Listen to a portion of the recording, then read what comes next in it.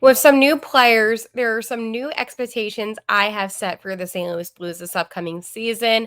I'll talk more about it here on Locked On Blues.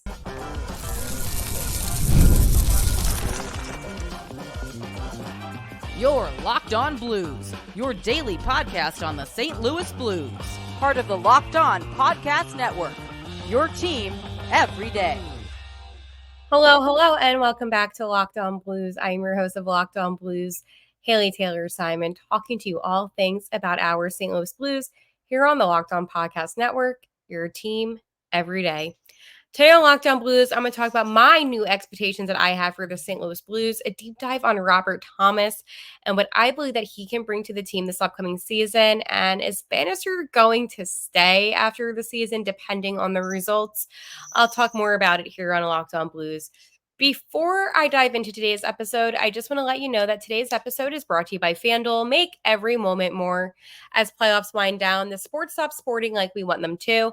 But this summer, FanDuel's hooking up all customers with a boost or a bonus daily. That's right, there's something for everyone every day, all summer long. Visit FanDuel.com to get started. I hope everybody's having a happy Tuesday, July 30th. It is actually trade deadline time right at this minute. So hopefully the Cardinals made some more moves. If not, it is what it is. But what a month. I feel like a lot has happened this month for St. Louis. First and foremost, we acquired a bunch of players, 5 new guys. We had the tragic news about what happened with Torrey Krug, but we also have a lot of hope and excitement for this upcoming season, which for me, I am happy about. Today is actually Joel Hofer's birthday, our backup goalie. So wishing him a very happy birthday. And oh, you know how I just said I hope the Cardinals do something? I know this is not Locked On Cardinals and this is Locked On Blues, but the Cardinals just made a move as soon as I said that. So they are getting right-handed reliever Sean Armstrong from the Rays for Dylan Carlson. What about that? I just said that too. That's crazy. I hope JD sees this. That's actually kind of funny. But yes, today is Joel Hofer's birthday, our backup goalie of the St. Louis Blues. And he is celebrating his 24th birthday. It's funny when you Google Joel Hofer, my video comes up right away. So I guess I am making an impact on the Google search for Joel Hofer. So happy birthday to you. Anywho, I'm glad that I mentioned Joel Hofer because part of the new expectations for this season is to have a consistent goalie tandem again. Last year and last season, I wasn't expecting maybe Hofer to step up the way that he did towards the middle-ish end of the season, but he did, and I am very happy about that. What I was expecting was what I saw from the beginning of the season with the inconsistency. And no, that's not a good thing to happen. But I do believe that he is coached by one of the best of all time on this team in Jordan Binnington. And I feel like part of my expectation for the Blues is to have strong units in net. So I think overall that is something that's going to be elevated. I expect from the very beginning of the season to have this strong goalie tandem right away. I don't want it to be where you have to take time and you have to get comfortable. I want this to be a thing that happens immediately off the bat. So I think that this is something that I know it's going to disappoint me if it doesn't happen. If Binnington doesn't have a good season, I'm going to be disappointed. Same thing with Joel Hofer. Now I have goals and expectations for both of them. And I do believe that one day when Binnington isn't for the Blues, maybe he retires, Hofer will take over as a starting goalie. And I think that's the plan that the organization has themselves. And I think that's something that could be realistic, right? So when you look at this Blues team, you have to look at the goalies. And I feel like for me here on Locked On Blues, hosting this daily podcast weekly, could you imagine? I don't always have concerns about them in net just because of how consistent they have been. But I cannot ignore the beginning of last season when there was maybe that 1 month of inconsistency that I did not like. But other than that, I mean, they really got their game going and I'm happy about it. So I think that from a perspective of what do I expect this upcoming season, I just expect them to be strong in net. But don't just take my word for it. I want you to hear when I spoke to Jordan Binnington back in March. And, I asked Binner, I said, hey, what's it like being, somebody that's able to mentor Joel Hofer? Obviously, as I mentioned, Hofer has one of the best, being able to lead him and show him the way. So here's that audio of Binner the winner talking about Hofer and even the defense. And I'll get into the defense in a second. So this is my segue into that. All right, so obviously this season the Blues have been, a little back and forth, but you seem to be the most consistent thing about this team right now. How do you feel like the defense has been in front of you?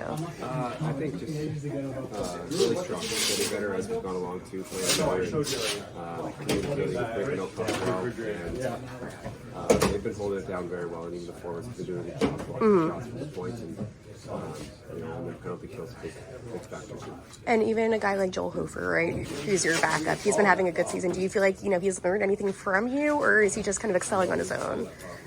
He's a really good goalie. He's a good kid, willing to learn, and at this point in time in the career, learn from everything, and I think he's done a great job doing that. And it's been fun so far.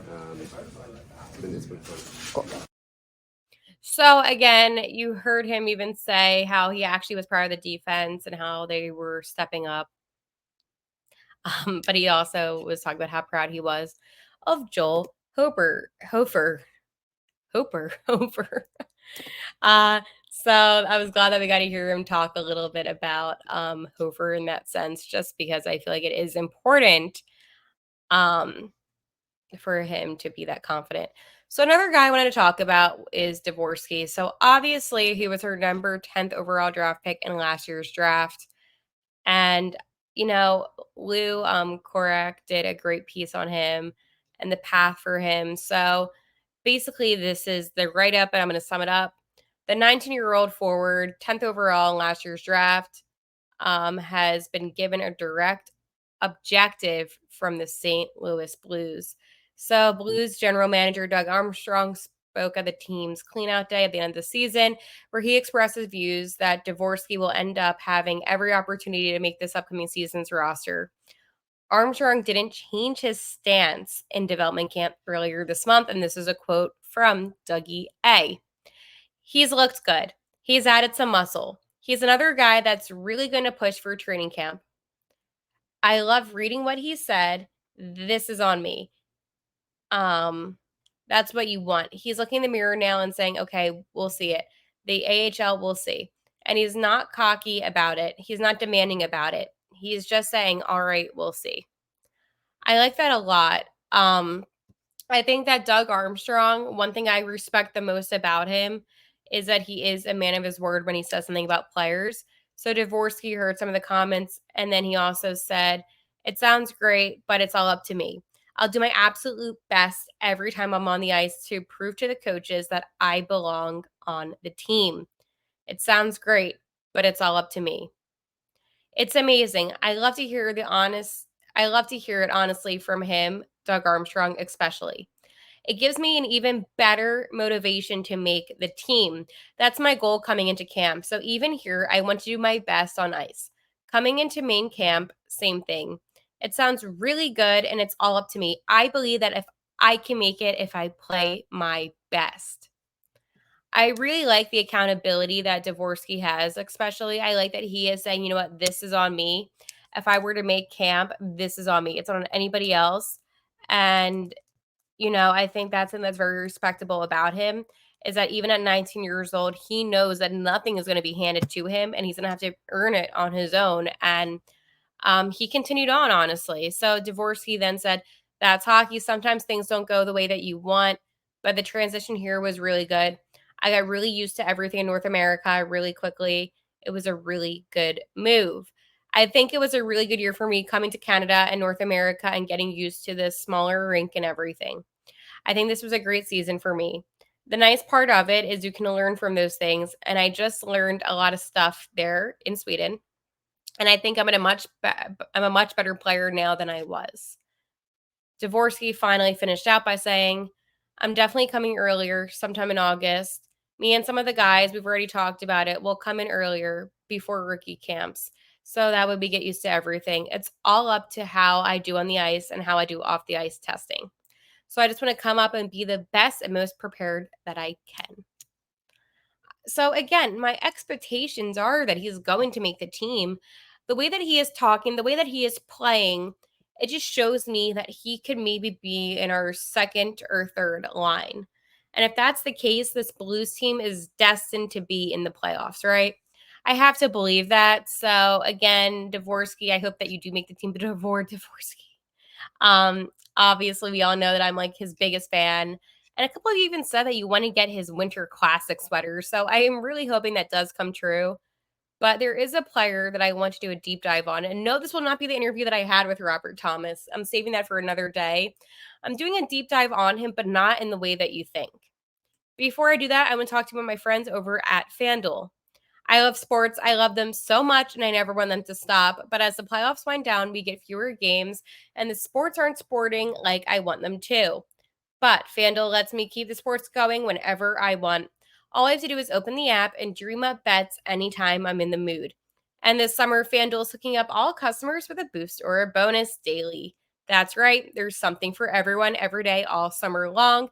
So head over to fanduel.com and start making the most out of your summer. FanDuel, official sports betting partner of Major League Baseball. So obviously, I just told you that the Cardinals made the trade, which is insane because I literally said that they were going to probably make a trade, and they just did in that second. But let's go talk about this series against the Rangers. Not going the way I expected. Tough 6-3 loss last night. Honestly, I don't know if I would take the Cardinals at any of these games. This could be a sweep. I just didn't like how they were playing.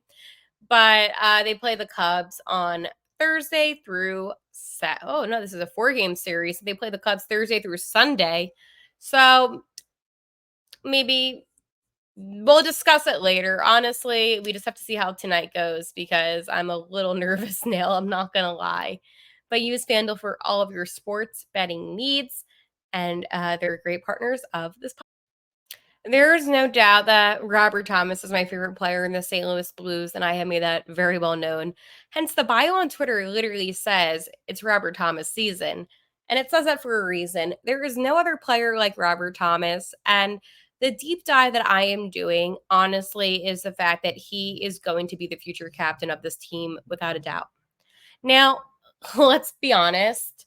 I think that a lot of us could predict that he will be captain one day, but I think that the reason why I'm saying this is because of the impact that he makes on the ice. Robert Thomas is one of those players, honestly, that is such a good locker room guy, good on the ice, and I do feel like he could be the future captain. And, you know, I made an episode on this actually back in September of 2023. And the video literally says future captain Robert Thomas. And did I lie? I did not lie. And Bleed and Blue did a great article on Robert Thomas and his season this past year. And obviously, I think that, you know, they even said statistically his numbers were the strongest of his career, which we went over his numbers and all that.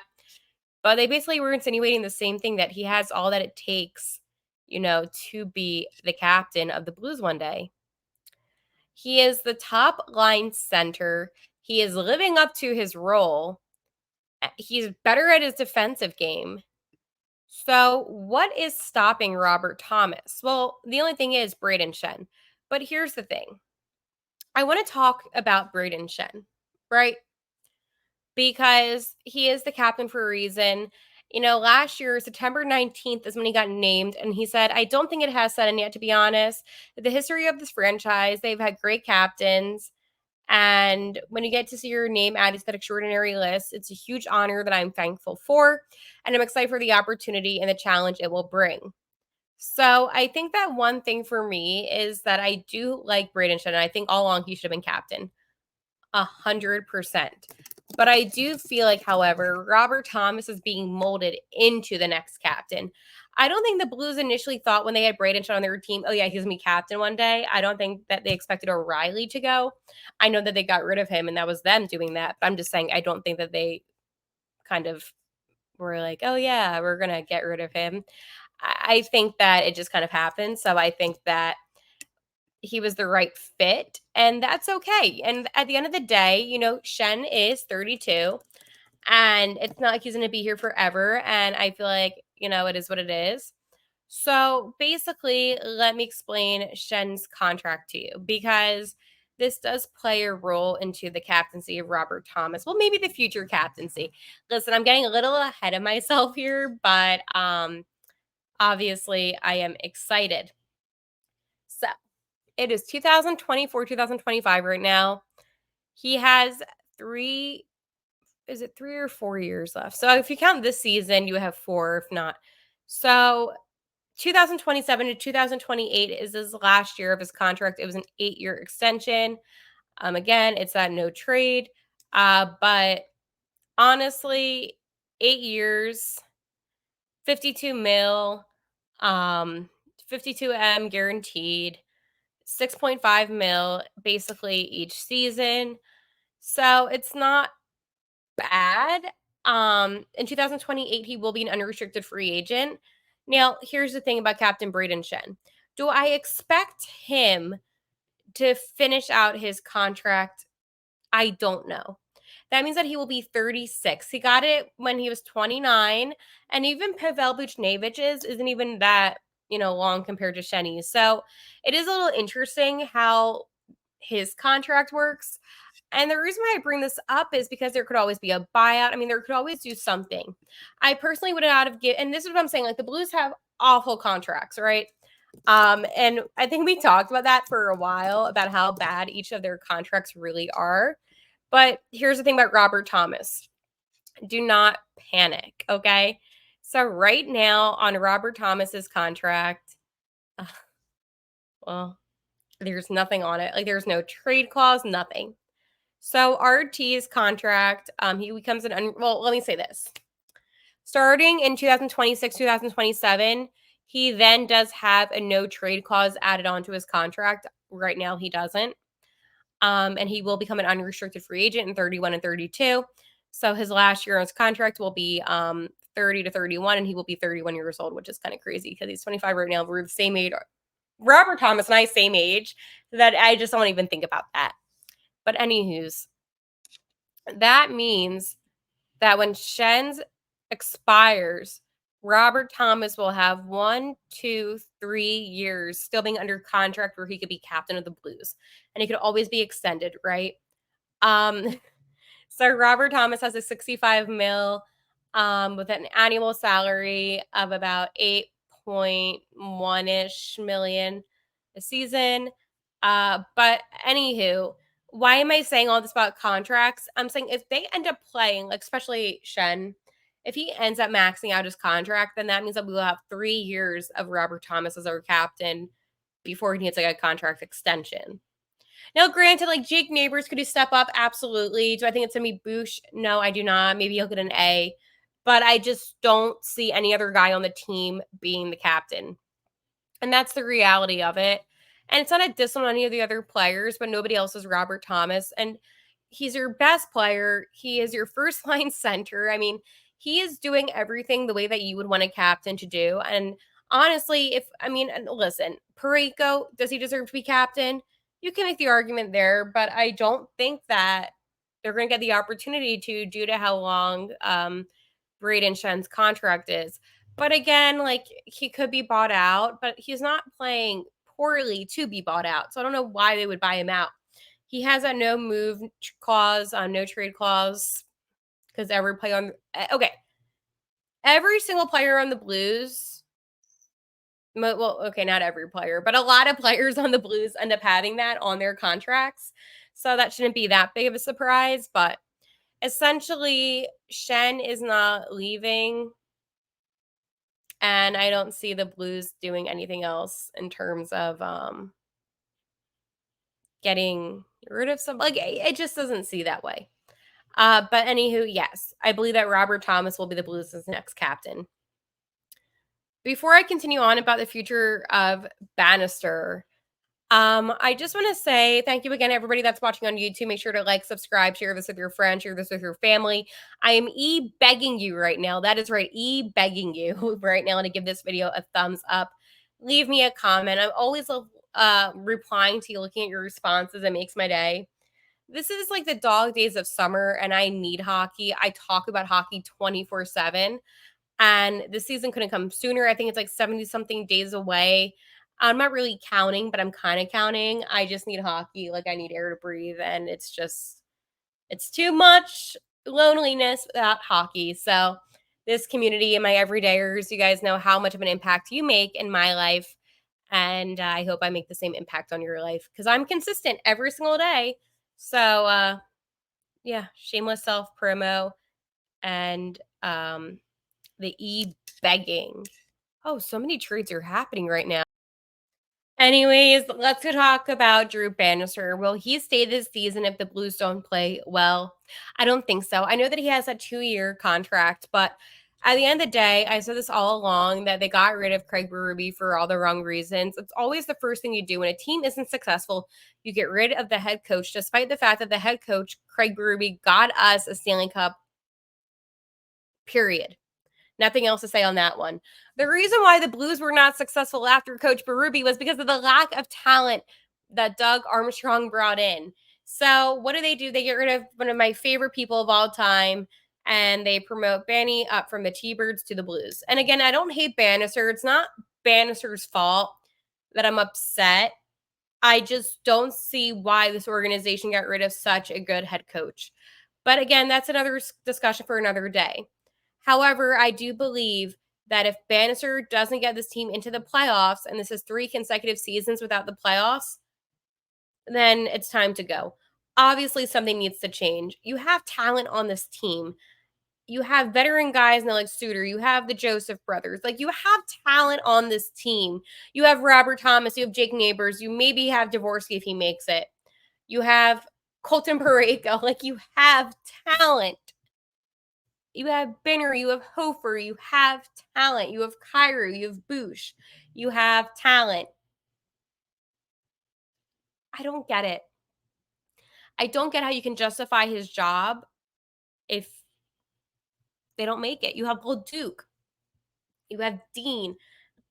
Why am I like naming the whole roster right now? I am like upset because I do believe that this is a really good team. Texier. I don't understand how this team wouldn't make the playoffs. And when you have the talent, most of the time you end up making the playoffs. That's kind of how it works. Usually it's not the other way around where it's like, oh yeah, you have talent. Okay, let's not make the playoffs. Like, half of the league makes the playoffs, half of the league doesn't make the playoffs. Okay. So the 16 best teams make the playoffs. And why am I dumbing it down like that? Because the Blues were the best, worst team. And that really ticks me off. It ticks me off that the Blues were the best, worst team in the NHL. That's embarrassing. That should have never happened to begin with. And do I blame Bannister? Some of the lines, yeah, they kind of sucked. Am I going to hold that against him? No, because I am hoping, keyword, hoping, for some change this upcoming season. I'm hoping that there's consistency, that he'll be there during training camp the whole season. But I cannot have what happened last season. I cannot have the Blues crumble and fall when it got closer to the playoff push. The Golden Knights were a very beatable team, okay? They had a lot of guys on the LTIR. Like, let's be honest, like, they're cheaters, but, like, they were not playing well. And the Blues had every opportunity to take that second wild card spot. And you know what they did? They fumbled the bag. Am I surprised? No, not really, because it's really on brand for St. Louis. But yeah, you can't go 3 consecutive seasons without making the playoffs. That in my head just sounds rubbish. It sounds foolish, and they cannot do that. Hopefully I won't be as upset when I talk to you tomorrow, but I will talk to you tomorrow for the last day of July. Time is flying by. All right, and like always, let's go Blues.